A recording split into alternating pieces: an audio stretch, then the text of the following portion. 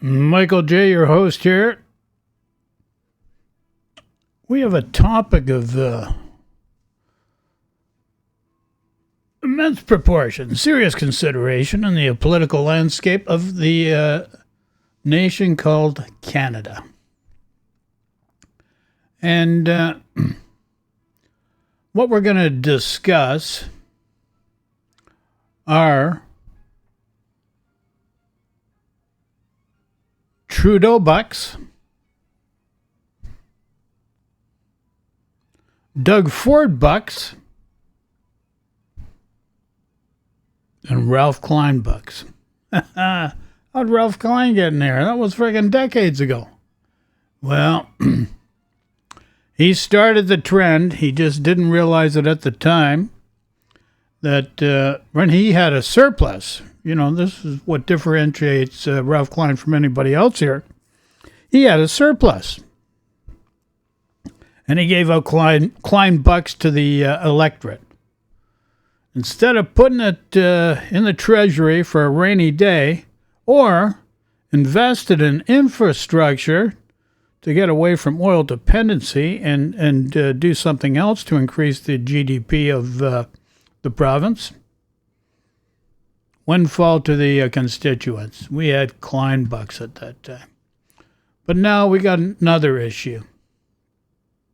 And the other issue is we got the federal government competing with itself between, you know, Liberals, NDP, Bloc Québécois, and, who's that other guy? Pierre Poilievre, the conservative guy that's just friggin' berating everybody. You're good for nothing, you're good for nothing, you do this, you do that. It's a scam, blah, blah, blah. I got the fix. He's got no fix. It's like Putin. They create the problem. They provide a solution, and then they deny. Very simple process. You gotta love it. Okay, so what we're gonna do here is not Merry Christmas in the United States, but we're going to deal with Ontario. First, no, not Ontario. Let's start off with, Ontario, Ford government. So now, what we're going to do is go to my main screen, start off with Dougie Ford. I call him, hey, listen, you know, I can put a personal slant on things. The innovator of Bucket Beer Dougie. That was one of his monikers. He wears many avatars. So let's go to the main screen. You're at the main screen. Okay, what date was this? Okay, this is 3 weeks ago. Ford government to send $200 rebate checks amid early election speculation.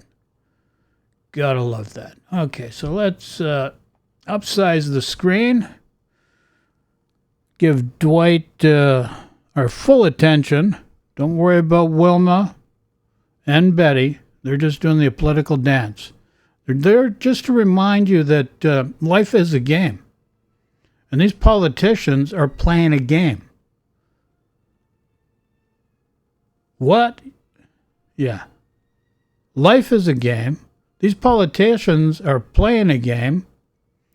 And the quicker you learn what the game is and learn to live life and create politicians that serve you to live that life, then we'll all be better off for it. So, Dwight, you're front and center stage. Go for it, buddy. Whoops, wrong button. Wrong button. It's official. The Conservative government is planning to give a $200 rebate to all Ontario taxpayers next year, part of this year's fall economic statement. Premier Doug Ford made the announcement in Scarborough this morning. That's where Elaine Harrison joins us from. Now, Elaine, how will this rebate actually work? Yeah, Dwight. So this is coming ahead of that fall economic statement, which is being shared tomorrow. And like you said, this will mean that every taxpayer in Ontario is getting $200 from the government. And that is a big spend for its Conservatives. There's about 15 million people in the province that are expected to get this money at a... You got to admit, folks, Bucket Beer Dougie's moving up. Now he's giving you actual checks, rebates. Can you believe it? Actual rebates. Back to our regularly scheduled programming. Cost of $3 billion to the province. And obviously there are many people in Ontario who could use some extra cash right now. But Ford was also asked if the millionaires and billionaires of Ontario will get this money too. These are tax dollars going back to the taxpayers.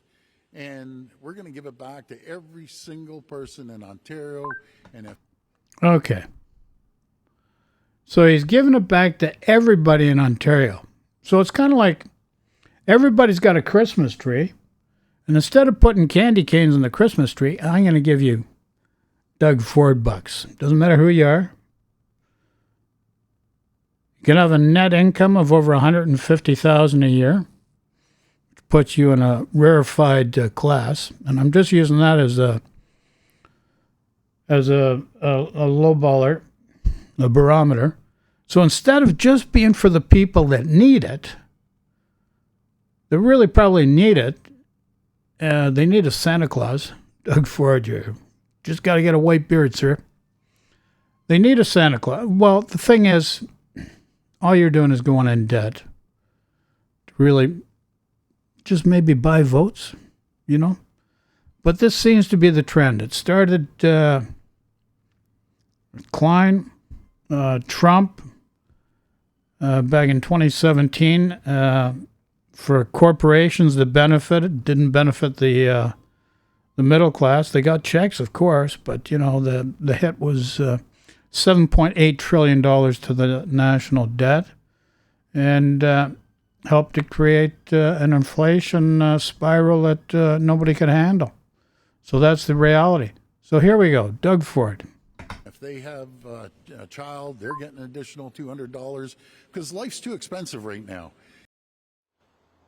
So the money will specifically be going to adult taxpayers in the province, but they will also get an extra $200 for each of their kids. So that means a family of 5 with 2 adults and 3 kids is looking at $1,000 from the province. When it comes to people who live here but aren't Canadian citizens, Ford says if they pay taxes, they will get the rebate too. And so getting into more of those details, people who are receiving the money must have been 18 or older by the end of 2023, must have been a resident of the province since the end of 2023, and they must have filed a tax return by the end of this year. They also can't be incarcerated or have filed for bankruptcy.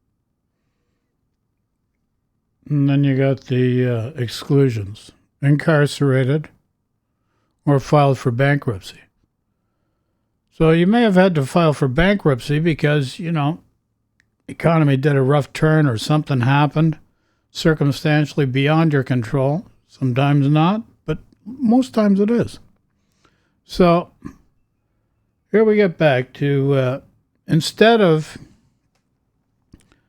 okay, it's for individuals and families, combined income, say less than 100,000, for example. Don't have to give it out to everybody, but they want to give it out to everybody. Why do they want to give it out to everybody? Because they want everybody's vote. They like being at the receiving gifts. It's just a basic, fundamental feel-good moment, you know. So that's what they're playing into. So there you go. So that's what we got going on there. So now, let's look at the next one here. Now we got the feds. Liberal leader Justin Trudeau. Okay, so now this one here, let's go to the main screen. This one here, 15 hours ago. So now $6 billion in checks. You know, federal government, area is a lot larger than the province. The hit to Ontario is probably $3 billion. This is $6 billion plus tax holidays. So let's listen to this one. We see that. We've been able to get through the past couple of years. Everyone had to tighten their belts a little bit. And now we're going to be able to give a tax break for all Canadians. Prime Minister Justin Trudeau announced new measures today to help Canadians with the cost of living. That includes a 2-month GST holiday on a number of items like groceries, restaurant meals, beer and wine, children's clothing, car seats, diapers, toys, books, and Christmas trees. That starts on December 14th, and the second measure is a check for $250 that will be sent this spring to 18.7 million working Canadians who earn $150,000 or less. Hold on a second. We actually have some prudence. Prudence? Is that a woman's name? Miss Prudence. Actually, somebody that's being prudent. We're seeing some form of constraint and responsibility where they've put a cap on who's going to get this money. Ontario, doesn't matter who you are, he wants your vote. And he's going to pay to get your vote. Here, the government of Canada, they're in a tough situation now. The trend's been to pay off, bribe the electorate. That's been like that for 100 years, but now it's been magnified in a different way and being done in a different way.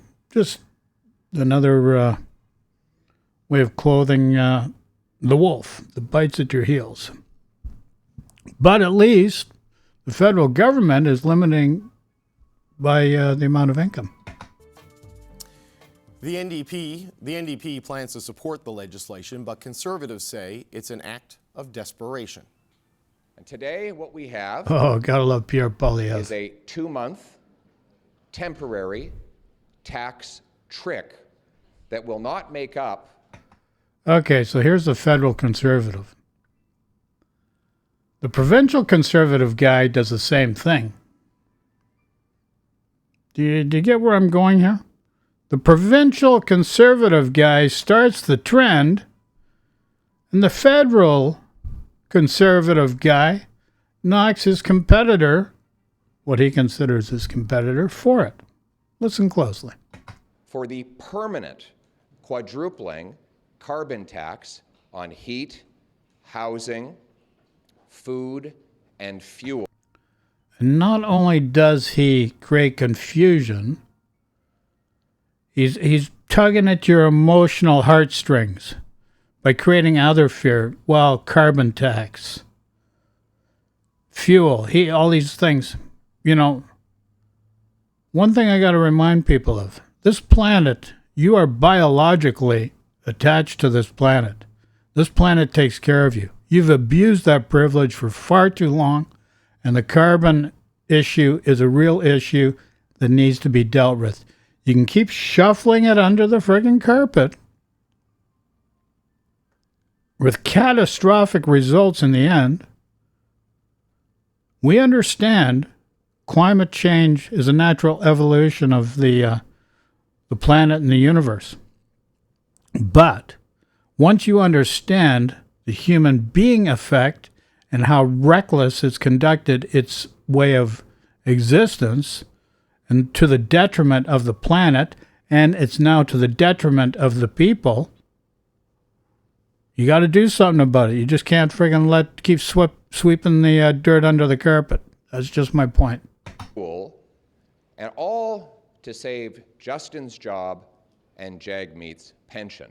We fought for this. We said this is important, and the Liberals informed us that they had caved to our demands. But they included a Liberal letdown. This Oh, is no. temporary, and it doesn't include the monthly bills. But we know that middle-class families need a break. So we're going to work as hard as possible to get this done as quickly as possible. Joining me now is Terry Beach, the Minister of Citizen Services. Minister Beach, welcome to the show. Forgive my failing voice. Everybody's jockeying for a position to be leader of the country. Instead of working together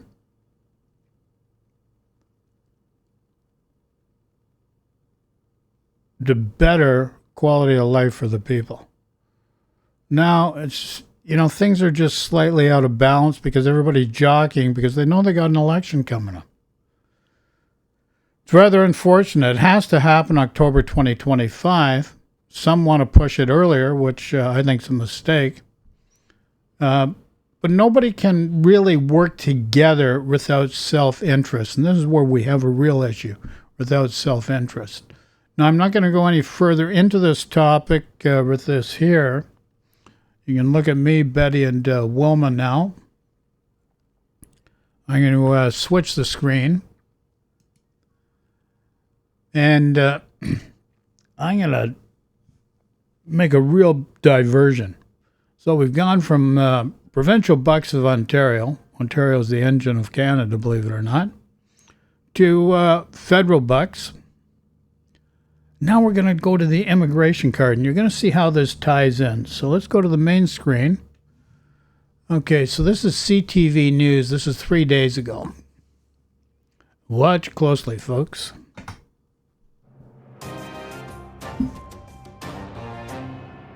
He decided to approve 211% more international students. He decided to lift the ban on temporary foreign workers in communities with already high unemployment. If the Prime Minister is International students. International students. Pierre Poilievre again. Like I said, he's just like a friggin' just attack. No way of providing a really good alternative way of dealing with whatever crisis he's trying to magnify. So all he's doing is stoking fear. Create the problem. Strike fear in the people. Not really tell you about the plan because there is no plan yet. And then come up with some sort of half-assed plan and just deny.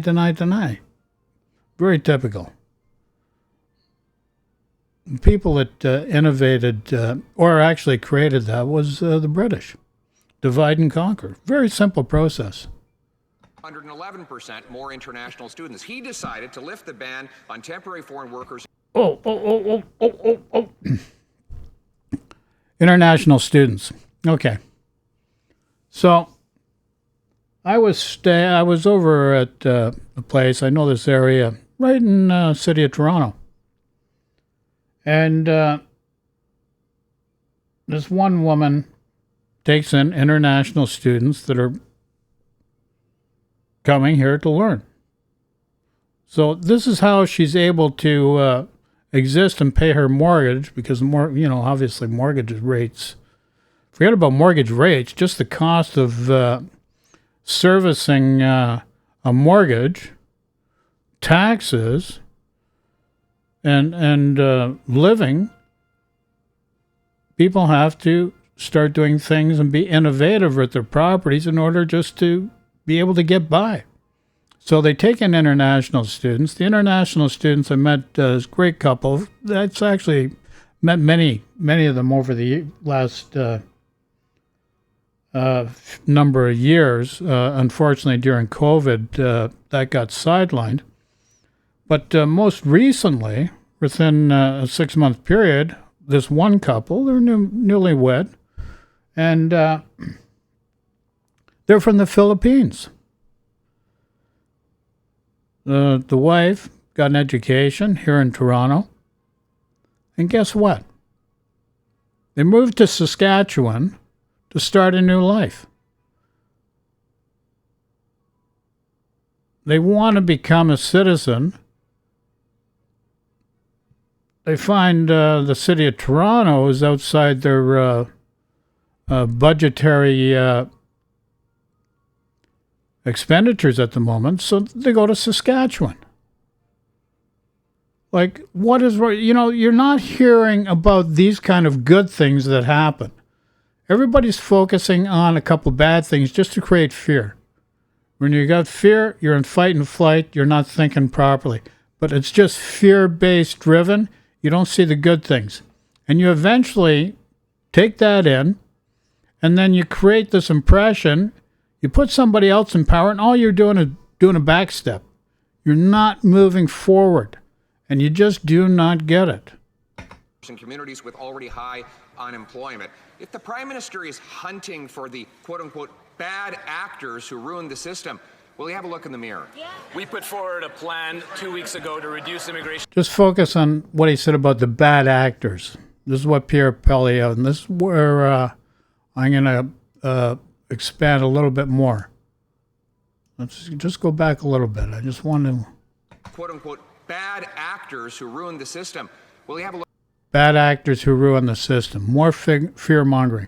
But bad actors who ruin the system. This is an important thing, and I'm going to be coming back to that very, very soon. Look in the mirror. Yeah. We put forward a plan 2 weeks ago to reduce immigration levels by 20%. Canadians expect us to be responsible and to react to their needs. That's what we're doing with this plan. The Parliamentary Budget Officer himself has said that this new plan will reduce housing needs by 50%. The government and opposition going head-to-head on immigration as the House of Commons returns for its final stretch of the year. The exchange prompted by a new video in which Prime Minister Justin Trudeau lays out why his government plans to slash both permanent and temporary immigration levels. In the nearly 7-minute video, which now has over 500,000 views on YouTube, Trudeau discusses the need to increase immigration following pandemic lockdowns to boost the labor market, but says bad actors have since taken advantage of the programs. Have a listen. Okay, so here we go. Bad actors again. Now, the public pressure, and it is affecting his stance in a negative way to the electorate. So now he has to respond in a way that he probably should not, because immigration is not the issue, folks. It really is not the issue. So let's look at this here. Next video, CBC News, 1 day ago. Yikes, Canada Post stopped delivering mail. My nerves, they did? On November 15th, so close to Christmas? Yo. Okay, so anyways, this CBC News broadcast, Dwight, I'll just call him Mr. Dwight. Ontario says it will introduce legislation. What? Ontario? I thought it was a federal issue. It was created by the feds. It's up to the feds to fix it. Ontario says it will introduce legislation to crack down on immigration scams. Oh, what? The provincial government is planning to introduce legislation to crack down on immigration scams. Our Queen's Park reporter Lorena Redekop joins us now with more on this. So here's what they've never been telling you, folks. They're blaming. Now, the Ontario government, and this is why working together is so important. It doesn't matter what level. Federal level, provincial level, municipal level, community level. Everybody needs to work together. So now the province of Ontario says it will introduce legislation to crack down on immigration scams. Province of Ontario. You got to remember, federal government, opposition party, Conservatives, Pierre Poilievre, he's blaming Trudeau for the immigration thing. Ontario, Conservative Party's in the driver's seat, led by a guy by the name of Doug Ford, is finally introducing legislation to crack down on immigration scams. Meanwhile, the good immigration that coming in that really helps drive the GDP of the nation is turned down. People just don't get it. And Lorena, the government says this is all about going after immigration representatives who are taking advantage of newcomers? That's right. So we have heard about these immigration consultants, sometimes engaging. We have heard. They've known all along. It's friggin' organized. Most of it's organized crime. It's been going on for hundreds of years. In some shady practices, or really it's the immigrants who are trying to get into this country, whether it's to work or for other purposes, who end up being the one. Now the immigrants are the okay people. You know, everybody's fear-mongering at a federal level. U.S., Canada. Criminals, criminals, criminals, criminals. Some are, statistically, the native people to a country are more apt to be a criminal than immigrants coming into a country. Statistically, that's proven. Ones who are suffering.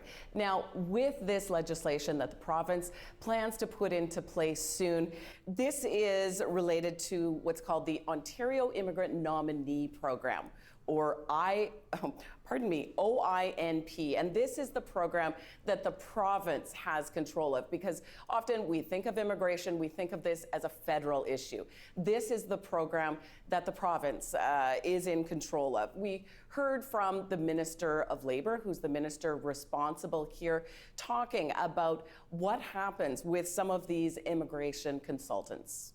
Struggling to navigate a confusing, ever-changing federal immigration system, many newcomers put their trust in immigration consultants.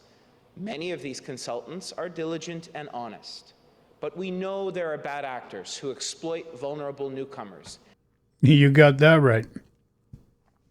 I know of one. His handler has passed away, so he's no longer working with his handler and laundering money for Yeltsin Putin on an international scale.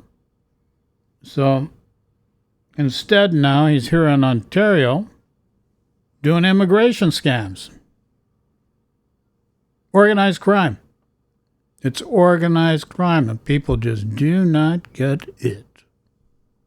Scamming them out of their life savings, lying to them with a fake job acceptance letter, coercing them into forging documents, jeopardizing their immigration status, and some immigrants are forced into horrendous and even more exploitative situations. Okay, so there you go, folks. What more can I say? So, we're not going to go any further down this rabbit hole. Is buying votes